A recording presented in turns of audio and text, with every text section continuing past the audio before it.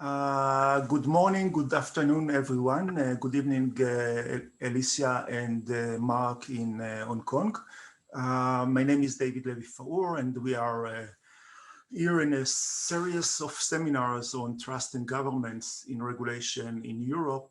This is the series, but we are looking actually well beyond Europe in order to understand Europe and also to understand relations between trust and regulation. And today with us, Professor Mark Findlay, Professor of Law in Singapore Management University. He's the director of the Center for AI and Data Governance, where he's also a professional research fellow.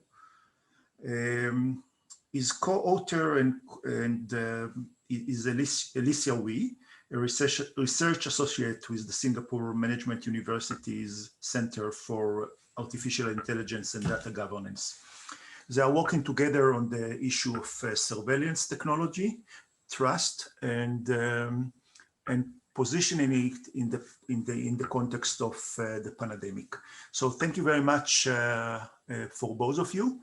The floor is yours to present your work.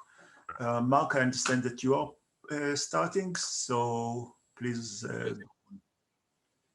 Thank you very much, David. Thank you for your attendance, everyone. Good afternoon, good evening, and good morning, depending on where in the world you are.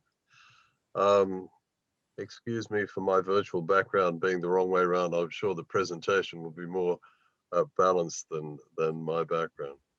Okay, the work is on the impact of citizen exclusion, understanding community disquiet against pandemic surveillance technology. The reason that we're here talking about this today is that the Center for AI and Data Governance in Singapore has been doing a significant amount of work on COVID control strategies, particularly AI-assisted surveillance strategies. And in particular, what we're going to talk to you about today is the relationship between citizen disquiet, the efficacy of these strategies, and questions that relate to issues of trust, the relevance of trust. Can I have the next slide, please? Okay, the outline for the presentation today. Firstly, we're going to be discussing very briefly, I'll do this, the question of public trust and confidence, trust as regulation, which is a concept that we've been developing in other work of ours. Then COVID measures and responses. Alicia will take the presentation from there. Trust deficit as a significant impact on control strategies, and the case for digital self-determination. Next slide, please. Okay, contextualizing the presentation's purpose. Health and safety or surveillance capitalism? We ask these questions because in many respects, people are given what we call a false choice. And that choice has been that if you don't accept the diminution of your data integrity or your personal freedoms, your civil liberties, then the surveillance technology will not be effective, and therefore your health and safety will be damaged. We've in fact proved in our paper, which is on the website for you to read in its full form, that in fact that duality was not either fair or necessary, and in fact there have been surveillance strategies developed on the basis of principled design, which have included policy that has protected issues such as personal privacy. So we've been researching community disquiet around AI-assisted pandemic control technologies, and because of the pandemic, we've had to do this on the basis of voices of distrust and exclusion, rather than looking specifically at issues that connect with more standard empirical research methodologies. The focus on disquiet has been to reveal concerns about power, authority, and legitimacy, and this connects with our wider work on the relationship between COVID control and rule of law.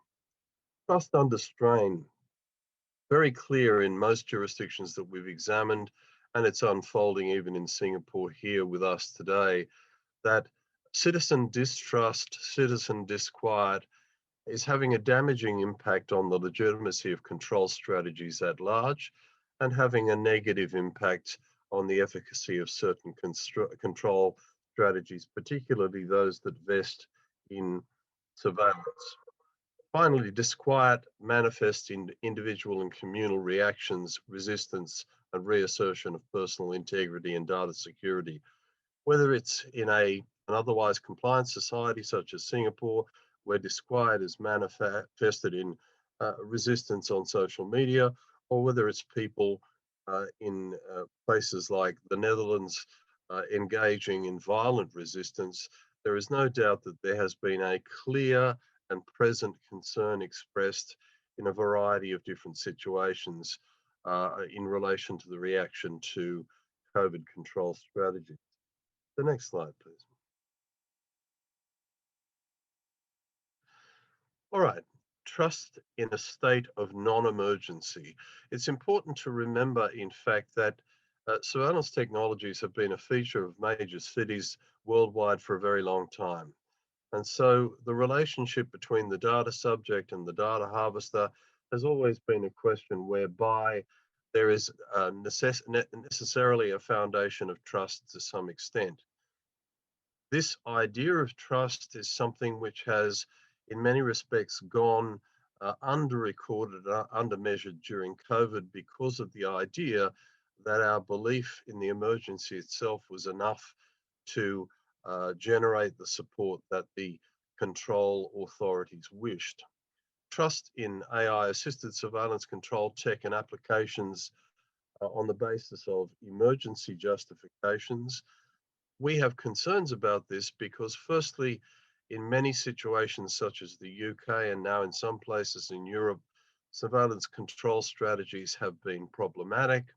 They've not necessarily produced the health and safety outcomes that people were hoping for. And finally, this idea of the essential compromise necessary for citizens in giving up certain civil liberties and certain privacy expectations is what we consider to be a duality that's unnecessary, and because of that has further endangered trust. Next slide, please. Post-pandemic surveillance, this is something that we're particularly concerned about. I would be surprised if, as is the case with tech that's built on pre-pandemic capacity, that there's any appetite in most states to simply decommission the surveillance technologies that have been introduced on the basis of the pandemic threat. The justification is going to be the next pandemic or the pandemic after. And so to some extent, we're going to be asking ourselves these issues of what are the justifications that we're willing to be satisfied with, and what happens when the COVID surveillance technologies morph into other purposes and the mass data sharing associated with these technologies becomes much more intrusive. Considerations on trust, the impact on efficacy and legitimacy. In the research that Alicia largely did, it became very clear that citizen inclusion in principle design at the early stage of the intervention of control strategies such as these was crucial to the generation and the sustainability of trust. Without trust, there's a reluctance to use the apps or tokens that exist for fear of not knowing what forms of data will be used. And in Singapore recently, for example, the government has argued very strongly that the control apps, the surveillance apps will be kept separate from each other. And in fact, it's become clear that other state agencies will be in a position where they can use some of the data that's been produced. The absence of regulatory rigor in these situations of mass data sharing has caused genuine community concern. Next slide, please. Trust as regulation. This is an important issue for us. We're seeing trust not necessarily as underpinning regulatory strategies or making regulation function more effectively, but actually being a regulatory force on its own.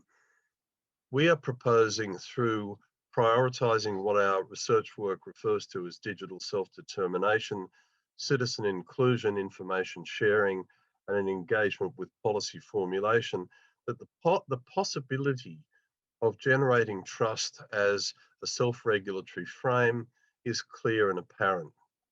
Digital self-determination for us is more than individual autonomy.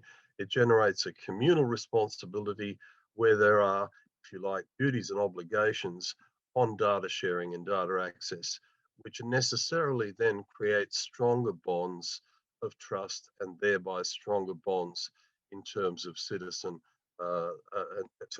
inclusion. When citizens view the state authority and the power as legitimate, then you see, as our other work has shown, a much greater possibility for trust being generated, and the converse is the case. Contrast, compulsion, coercion, control, and centralization of tech will not only undermine the legitimacy of the control strategy that we're talking about, but control strategies at large. So the citizen loses faith in the state, loses faith in the proponents of the control strategy, and then other frames of justification which relate to situations of surveillance. Next slide, please. Finally, if you take Roger Cotterell's argument that communities are not places or structures, but rather relationships of trust, then in that situation, you can argue that these surveillance technologies, in fact, have endangered those relationships of trust. And they are AI-assisted surveillance technologies, and in some of the work that we're doing currently on the relationship between AI and ethics as a regulator, we argue that if we can locate AI within communities, then the potential for AI to act as a trust-generating agent is there. AI and data subjects need to be empathetically connected, and if they're not, if that connection fails, then what you'll find is that the situation becomes one where the community is not disposed to being able to relate to the technology, and through that feels excluded, compromised, and then ultimately the efficacy and legitimacy of the process is in question. Thank you, Alicia. Thanks, Mark. I will now bring you through the different surveillance technology and control responses that have been utilized in the pandemic. Broadly, we have separated them into four main categories: population lockdowns, self-isolation orders, including quarantines and stay-home notices, contact tracing efforts, and the enactment of COVID-specific legislations and regulations. In an attempt to curb the spread of the virus through population movements, many states have deployed large-scale statewide or countrywide lockdowns, for example, in the UK, Australia, Singapore, Malaysia, and so on. These have started again this January as cases start to surge. Most recently, on the 23rd of January, China has reimposed its lockdown measures as cases soared beyond 100 a day. Now, apart from lockdowns, many are also placed under self-isolating measures such as quarantines and stay-home notices after traveling abroad or when they are suspected to come into contact with COVID-positive cases. In an effort to enforce the above lockdown and quarantine measures, authorities have relied on both legislative and digital means to ensure compliance. The Australian state deployed its military personnel to monitor any breach of stay-home notices, and this was coupled with fines of nearly Australian $5,000 for those caught flouting the laws. Meanwhile, digital surveillance has also played a significant part. In Taiwan, a migrant worker was given a Taiwan $100,000 fine for breaking quarantine regulations for just 8 seconds after he was caught on CCTV. Manual and digital contact tracing efforts have also played a large part in mapping the spread of the virus. On the digital front, there have been controversies between using a centralized and decentralized model in the face of privacy concerns. Singapore has sought to balance the arguments by creating a hybrid centralized decentralized model for the Trace Together app and token, where the data remains on every data subject's phone or their token until they are required by the government to upload their data when they are confirmed with the virus. This model has also been replicated by Australia and their use of COVID Safe. Largely, legislation specific to COVID control has been enacted all over the world in an effort to provide legal certainty over the measures enacted during the crisis. In a paper co-written by Mark and I last year, we explored the different concerns that have emerged following the use of surveillance technology and control measures deployed during the pandemic. We structured our paper into 6 themes of disquiet raised, and we'll be covering a selected few due to time constraints. One pertinent worry that kept surfacing pertains to the issue of personal data protection and the infringement of civil liberties. There is a wealth of data being collected through the surveillance tech. Recalling the earlier slide, both Singapore and Australia operate on a decentralized, centralized model where data that is uploaded will be stored on a centralized government database. This has prompted public discourse that remembers the 2016 data breach incident where the Australian government had lost 2.9 million Australians' sensitive medical records. More recently, there have also been reported instances of hackers gaining access and leaking sensitive COVID-19 records that detail more than 400 pages of communications and messages between health officials and doctors. In Singapore, a significant cyber attack that generated massive public disquiet occurred in June 2018, where hackers copied more than 1.5 million patients' records, of which 160,000 entries recorded information about outpatient dispensed medicines. It is also notable that one of the primary targets for this was our Prime Minister. Beyond data breaches, many also worried about how data is being used. South Korea, for example, had implemented a practice of wide harvesting and sharing of data during the outbreak of the 2015 Middle East Respiratory Syndrome, and they amassed data from credit card transactions, phone geolocations, surveillance footage, facial scans, and temperature monitors. It is also worth noting that the data had been permanently retained since the MERS outbreak, despite calls for its deletion after it had fulfilled its health protection purposes. In 2020, the same surveillance toolkit was implemented for COVID tracing, of which the government had posted data including a patient's age, gender, nationality, and occupation online, as well as sending it to residents via cell phone alert. This has prompted discriminatory behaviors towards racial and ethnic minorities, as well as LGBTQ individuals. In addition, while authorities have taken extra efforts to reassure the public that data is de-identified for privacy, these assurances have not always been accepted, as experts have observed that almost all individuals could be personally re-identified from 4 pieces of anonymized mobile data. This brings to mind a quote from Professor Lillian Mitro that reads, "The collection and processing of personal data, especially without knowledge or consent of the person, irrespective of concrete harm, is an assault on the dignity of the person and a breach of our informational privacy rights." So, to us, this quote is most apt at reminding us at this juncture between the false dichotomy promulgated, false dichotomy between the need to sacrifice personal privacy for public health safety. Data that is collected from data subjects are often collected without the full knowledge or consent of the individual, yet remains a commonplace practice. It is particularly pertinent that we ask, especially during the pandemic, what rights do we have as citizens of the digital era and whether these rights truly matter? Beyond data woes, there are also concerns regarding inaccuracy of the apps. In England, some patients were notified that they had to go all the way to Northern Ireland testing sites for their nearest locations.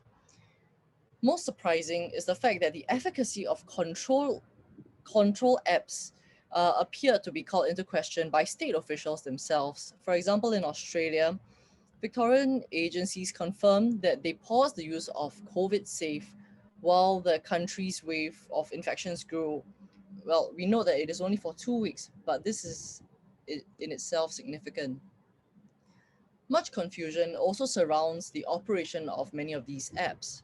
For example, Indonesia's surveillance app raised questions over the safety of the storage of personal data on smartphone.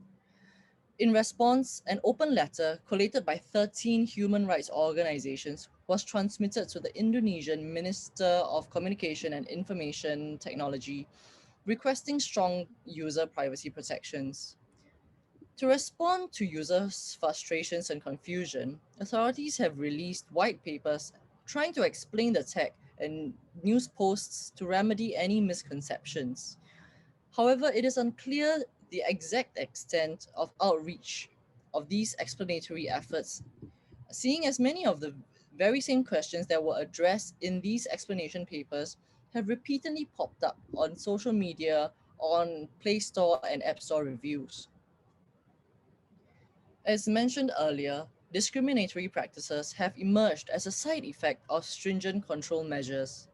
In South Korea, surveillance data has been used to target marginalized groups such as the LGBTQ community. For example, a Korean citizen who visited a series of bars in the Itaewon district had tested positive, and the names of the establishments, specifically the gay clubs that were visited, were broadcasted. This led to widespread accusations that the LGBTQ community were causing the spread of the virus, resulting in episodes of harassments to these individuals. In Russia, Moscow officials ordered numerous police raids of hotels, apartments, and dormitories to track down Chinese people in the city. They were authorized to use facial recognition technology for tracking those who were suspected of evading self-quarantine uh, during their arrival. Identification technology were also installed on public transportations such as buses, underground trains, and street trams. Given the use of multimodal surveillance technologies and the occurrences of data breaches, experts have observed that the overreaching of heightened surveillance powers can enable governments to further invade privacy, deter free speech, and discriminate against vulnerable groups even more. A US non-government organization, the Freedom House, has observed signs of authorities using COVID-19 as a pretext to suppress independent free speech and journalism. Another thread of disquiet that we covered delves into worries about the future. That is, what happens if current surveillance control measures are not only retained but enhanced because of what ifs? Because we are not sure whether the virus is fully eradicated, when it will be, and perhaps it will be best to leave it. Also, we know that the line between the state of emergency and the state of non-emergency is not always clear, and this boundary is very tenuous, which may leave authorities to justify retaining surveillance measures. So, a recent controversy that arose in Singapore concerned the use of the data generated within the Trace Together app. The app, which also has a token counterpart, was originally launched in March 2020 and operated on a voluntary opt-in basis. However, it was announced in October that its use was made compulsory and the country would only consider steps to reopen the country if there was a collective take-up rate of at least 70%. Earlier in 2020, authorities have continually emphasized that in an effort to safeguard citizens' privacy, the data will only be used for contact tracing purposes. The minister in charge also came out to assure citizens that only the Ministry of Health may access the Trace Together data for COVID-19 tracing alone. However, the narrative shifted on 5th January this year. During a parliamentary live stream, a clarification was made by another minister that Trace Together data could in fact be used beyond COVID-19 tracing and for criminal investigations. The next day, the minister who previously came out to assure citizens of the use of trace together data had said that he had not originally thought about the criminal legislation that enables enforcement officers to access all forms of data, including trace togethers. When members of the public were interviewed, some of them reacted negatively, stating a sense of betrayal and of their worst fears being realized. Some came forward to share that while they had spent months speaking in the government's favor and encouraging the use of trace together, they felt that this clarification had eroded the trust they had placed in the government. This also resulted in their own integrity being called into question by those around them for previously supporting the state's push for the use of the apps or the tokens. Amidst the growing confusion and reactions, however, some voices still supported the use of trace together data on the justification that it could aid effective police investigations. Ministers also came out to state that there was no sinister intent to befuddle the public, while clarifying that the outgrowing outrage is a misunderstanding. The state also relied on a deontological rationale that we must trust the police, and the suggestion that restricting the use of trace together data would be hampering the police's ability to safeguard against crime. Still, it has been voiced that the fundamental objection is not whether the data can be used by the police, but the fact that data subjects feel that the trust that they had placed previously in the state has been compromised because of maybe inconsistent messages. Nevertheless, it is also pertinent to note that the Smart Nation and Digital Government Office has acknowledged their error in not stating that data from Trace Together is not exempt from the Criminal Procedure Code and stressed that the public's trust is paramount. To formalize the assurance that Trace Together will not be misused and assure citizens that their voices are being heard, a new law will be passed to limit the use of Trace Together data that will only be used for serious offences such as murder, terrorism, and rape. The SNDGO had also stressed that it is not in the public's interest to completely deny the police access to such data when the safety of the public or the proper conduct of justice is at stake. The categories of serious offences includes these seven. 1. Possession of offensive weapons including firearms, terrorism-related offences, murder and grievous hurt, drug trafficking, escape from legal custody, kidnapping, and serious sexual offences. So the deficit of trust, as the Dean of Stanford Business has stated, has many contributing factors. These include a lack of faith in the government, maybe concerns about economic opportunities, and political division. These often accompany directions of states making apps compulsory, evoking questions of data storage capabilities, understanding that there are insufficient venues of self-determination, and an inadequate space for one's dissent.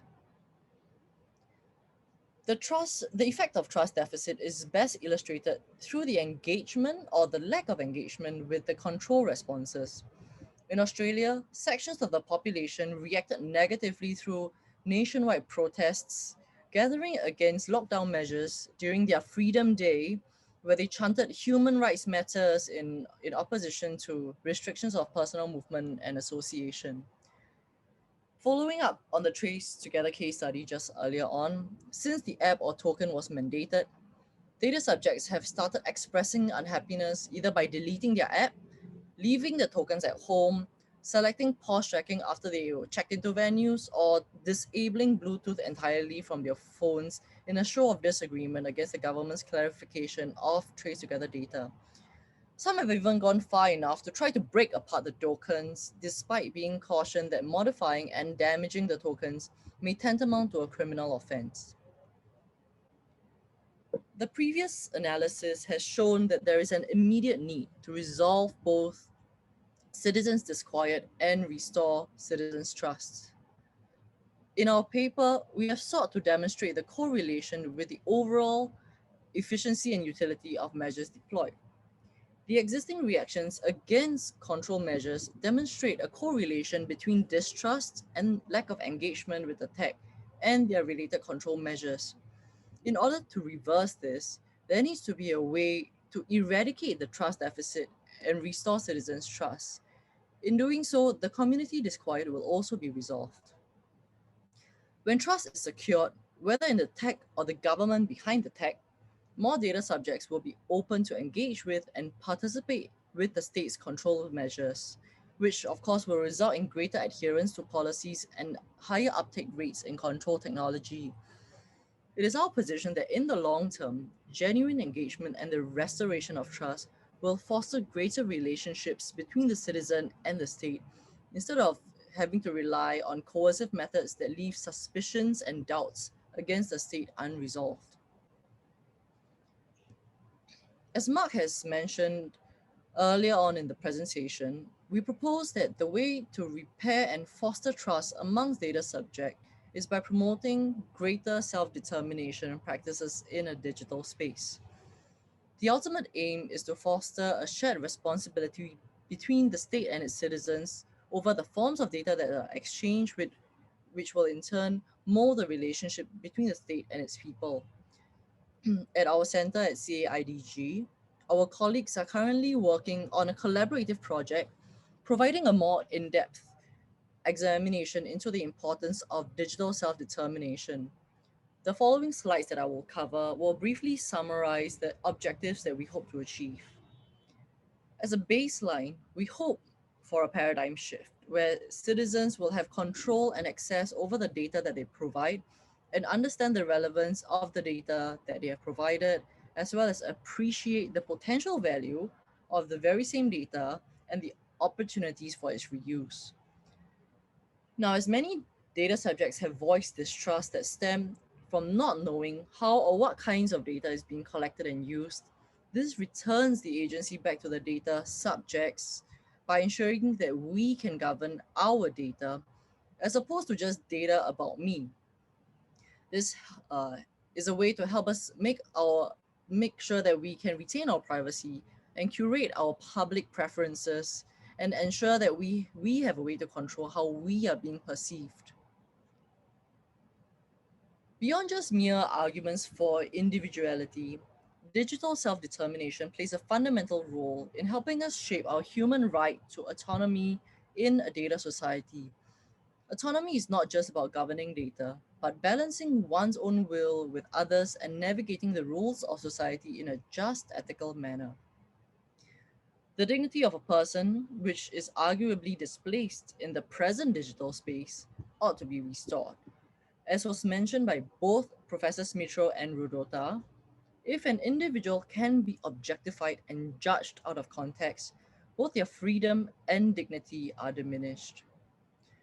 Finally, we also argue that the push for digital self-determination also motivates best practices by companies and organizations. Data subjects will place more confidence in the institutions who are transparent and prove to be responsible over the data collection methods and ensure that that is used will not be manipulated. It is encouraging for us to know that the practice of digital self-determination is currently already in motion. In fact, in Taiwan, Digital Minister Audrey Tang has won praise for utilizing control tech to facilitate effective COVID-19 control responses. Way before the pandemic, Taiwan already had a practice of engaging with civil societies and setting up platforms like VTaiwan and Poll.is to allow public debates and opinions, which has given the government direct insights into what the public requires. So within the context of the pandemic, a civic hacker created a website to map real-time information about mask ability across Taiwan. Minister Tang had heard about this project and brought it up to the premier, where they proposed new ways to fine-tune the system, and this is still being used today. Hacking teams were subsequently invited to add new features, one of which that was most notable is a voice control option for the visually impaired. It is noteworthy that Taiwan, which has close to 24 million citizens, has only a total of 890 reported cases to date. Therefore, from the above example, we believe that digital self-determination has a fundamental place to play in this digital era, and with such encouraging case studies, we are hopeful that trust, both in the tech and the states behind them, can be rebuilt in the long run. Thank you very much for your time. Thank you very much, Mark. Thank you very much, Alicia. We are opening the discussion for questions. You can come up in person and present your question. I see Eduardo already with his hand up. Is it? Anyone else? No, it was just an applause. So I share your applause. If no one jumps in, I will ask the first question, and I'm sure people will follow. My main question goes into the direction of the relations between trust and regulation. And you made the provocative suggestion that trust and regulation, trust is regulation. Or maybe you can think about regulation and trust. So maybe you can clarify the ideas and the assumptions behind those two terms. It will be very useful for my own work, I can tell you straight away.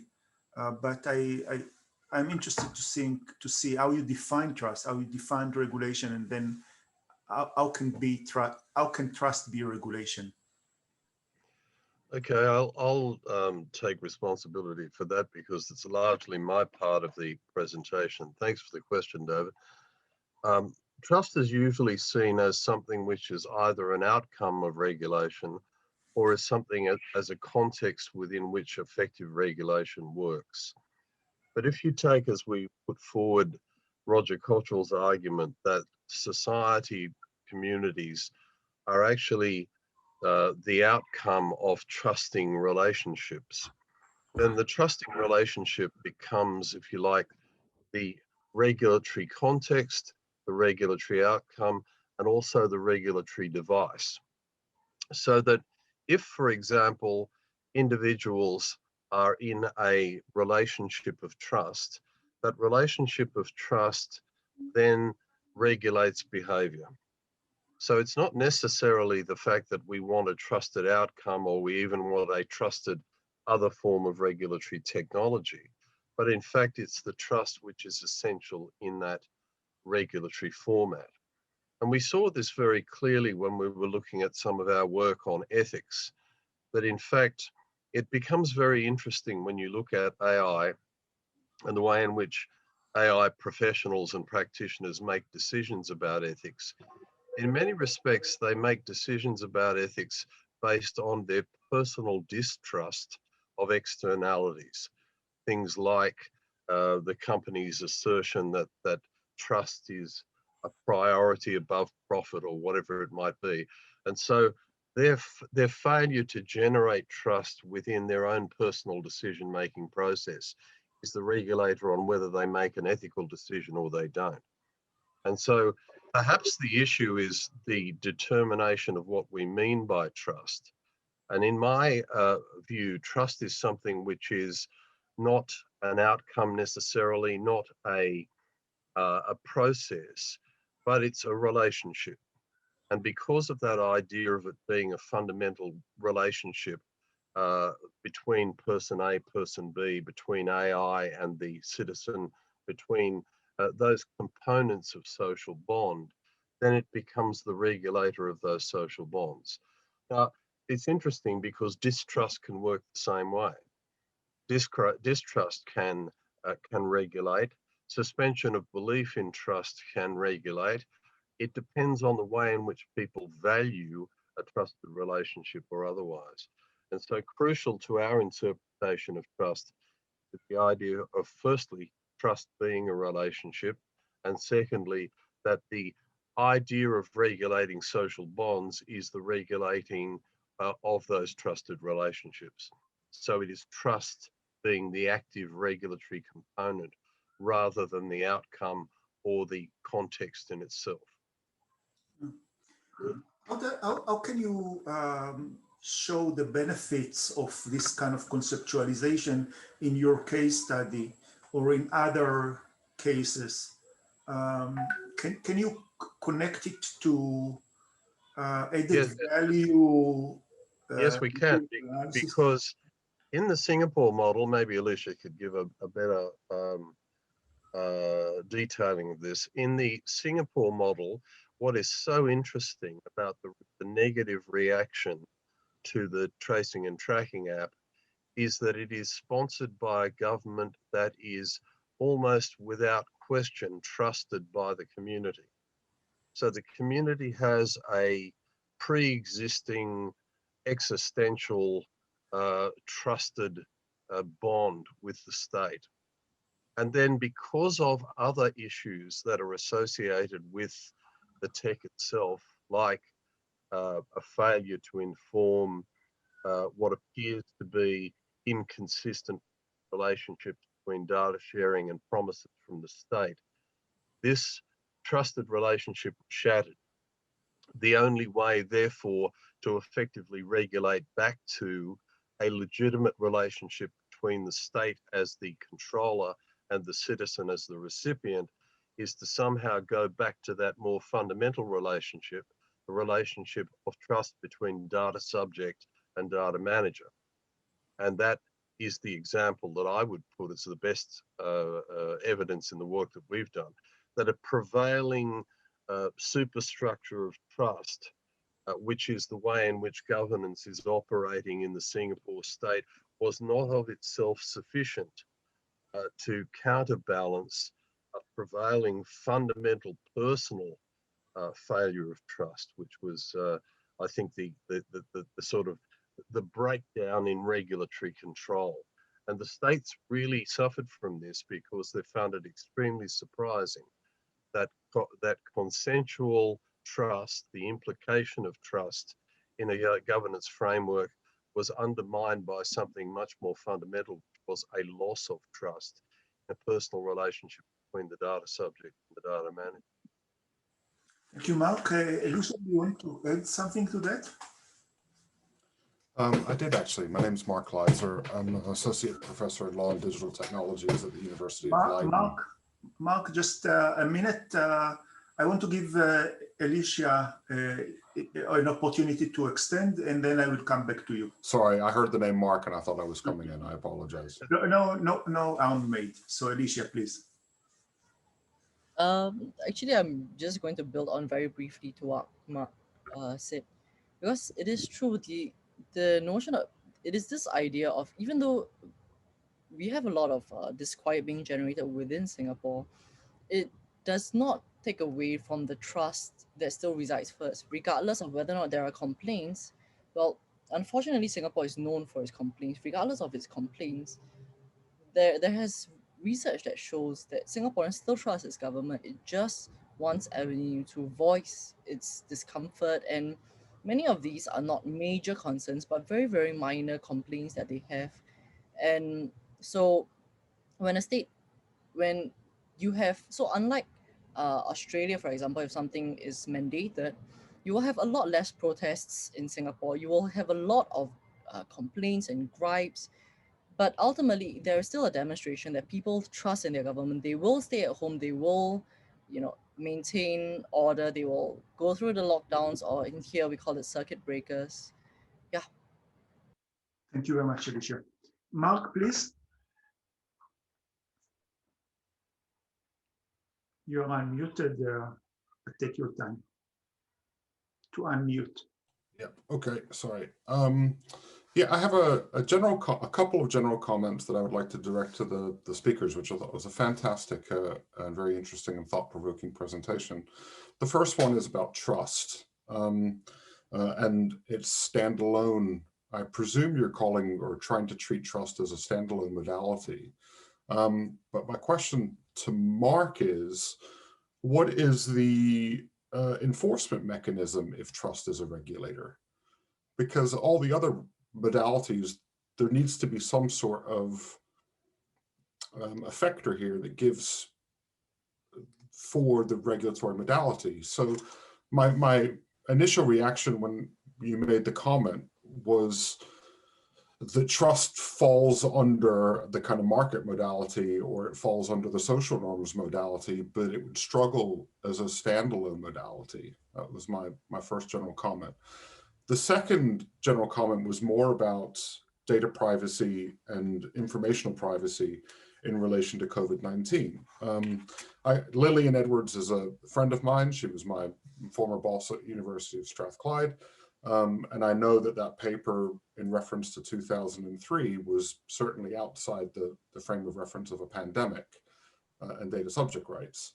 But we are in a pandemic.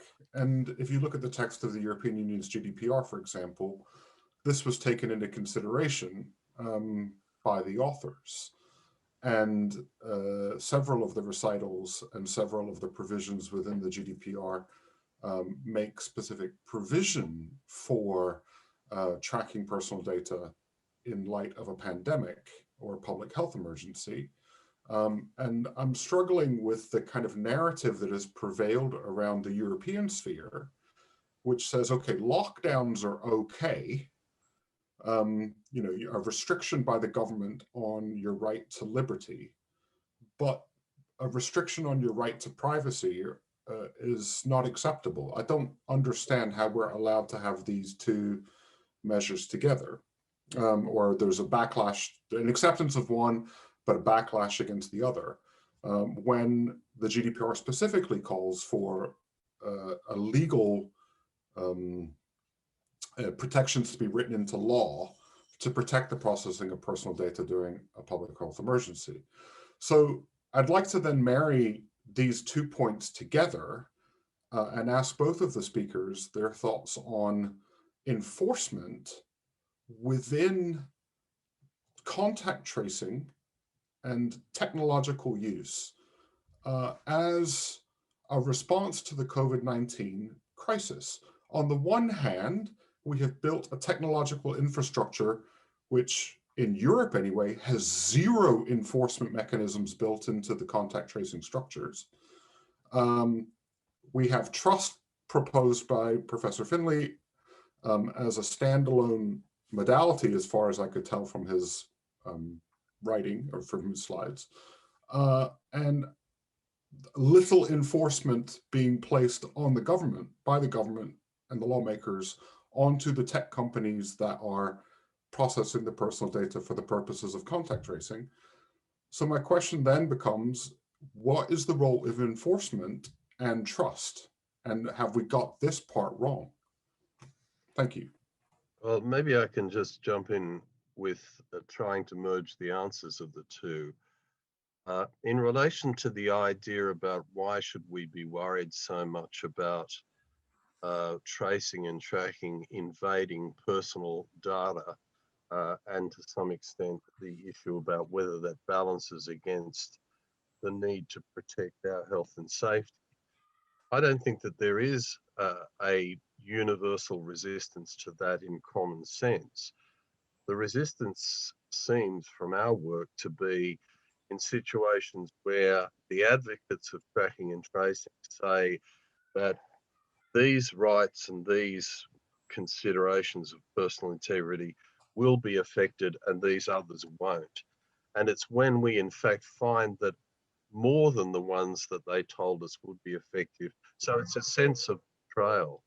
If you look at the situation in Singapore, for example, it was said that tracking and tracing, which is a process of measuring association, would be kept distinctly different from safe entry, which is a QR code process designed to identify your location. Majority of people were happy with that separation. And then when the government, for reasons that they believed were necessary, introduced a merging of the two, people became intensely distrusting and intensely resistant because of the fact that they were not told that this was going to happen. So I believe that you're right. I believe that whatever the regulatory strategy is, in situations of emergency powers, there's going to be some invasion of personal data integrity. There's an invasion of personal data integrity when you own a credit card, or when you do a variety of different things, which people never choose to consider. I mean, how many people read the brochure when they get a credit card? In fact, they throw it in the bin and just get on with using it. And the magnetic strip risks our personal data left, right, and center.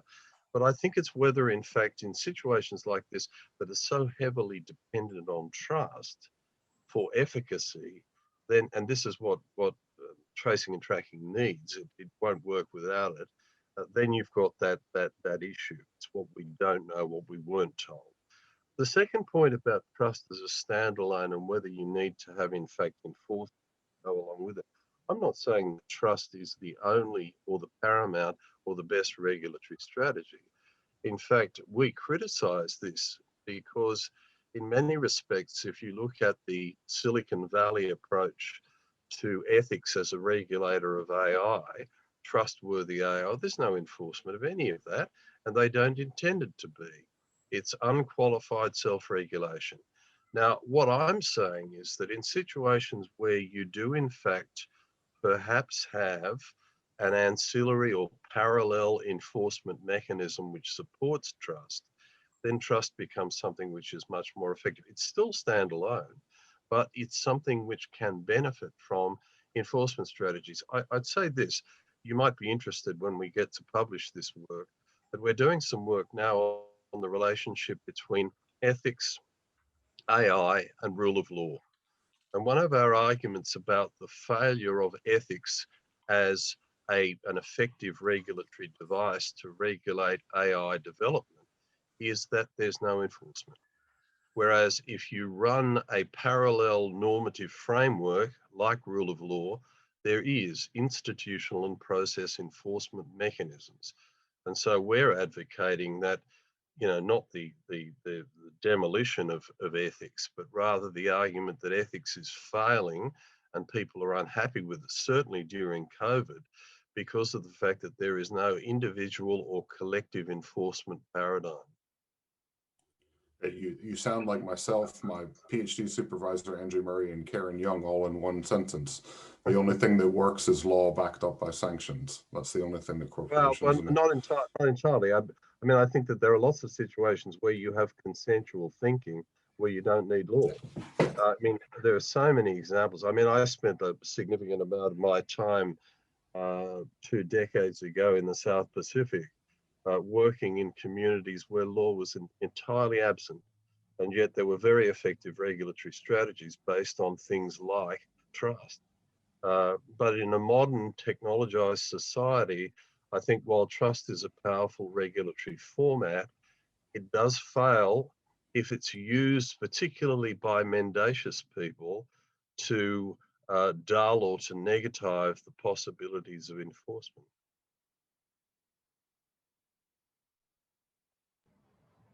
I'm just going to quickly jump in to answer your original question. The enforcement of contact tracing and tech use. I'll give a more practical answer. So in Singapore, as Mark has mentioned, we have Trace Together that was originally voluntary, and Safe Entry, which is the location app, well, technically, where you check in every time you enter a mall or a building or a market. Well, technically anywhere you enter it. So if you want to enter this place, you have to use Safe Entry. And moving forward, well, there were plans to mandate Trace Together Safe Entry only way of entry. So that means previously we had a Safe Entry as a standalone thing where you could just point your camera to the QR code anywhere from a browser, anywhere. You will immediately get brought to a website and you can check in. They are trying to implement steps at the moment to ensure that only only if you use the Trace Together app to open up the camera within that app to scan the code, can you enter a building, or if not, you have to use a token, which also has a trace together inbuilt. So that's the more digital enforcement side of it. The more manual enforcement is back in April 2020, so 1 month after Trace Together was launched, Singapore hired 3,000 enforcement officers to make sure that people were abiding to the laws. The laws in Singapore, whether digital or otherwise, we have safe distancing ambassadors everywhere we walk. We walk down the streets in the mall, we'll see them. They'll get us to move, and they're visual reminders of the fact that we have to comply with the rules. We have to use the apps. Everywhere you go, there will be a security officer making sure that you are using the app to check in. When you go to school, you have pieces of paper tacked onto the wall that says that we will be using Trace Together, safe entry only methods to assess. So all these are ways to seek to ensure enforcement and compliance of our tech.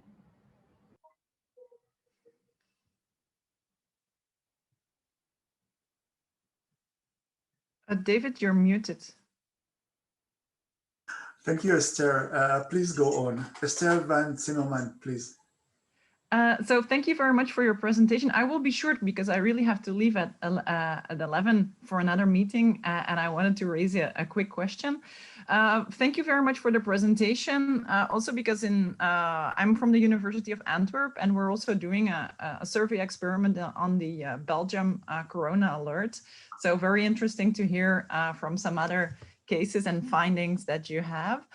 I was wondering to what extent in your study and in the case studies, you also looked at trust in the tech companies, because you discussed especially trust in the government, the basic trust and the effect when there was inconsistent information in the cases that you explained. And so we also had some feedback of individuals that were especially concerned about the role of tech companies, however limited it may be in most of the apps. So I was wondering whether you had any insights on that. Thank you. Yeah, just to answer that quickly for you, in Singapore, the distinction between the private and public sector is rather blurred. And so you will find, for example, the private communication providers have a close connection with the state, and so it's not quite so clear. But the work that we did outside this jurisdiction and in other places, it became very clear that there was particular concern by data subjects about the potential to merge health-related data, health-related security data, with things like social media data, and the absence of effective firewalls has meant that many data subjects have reacted in quite a concerned and suspicious way to the relationship between those two. The Norwegian example is a perfect one, where there was a clear association between the state and the private providers, the private data holders, and people didn't know, and they were unhappy.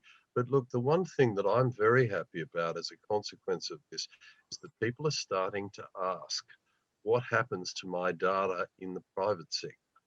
You know, we're constantly complaining about what happens to our data in the public sector, and yet we allow our data to be secondly commercialized and to be, you know, I mean, the last time you used Uber or you used one of the delivery apps, your transaction was sold on a tertiary market and you don't know anything about it. Now, I'm very pleased that people now are starting to say, hey, is the private sector acting honestly and with a transparent process with the processing my data, and associated with that, do we want a close relationship between the private sector and the public sector with data sharing? The situation with smart cities, for example, is perfect for that.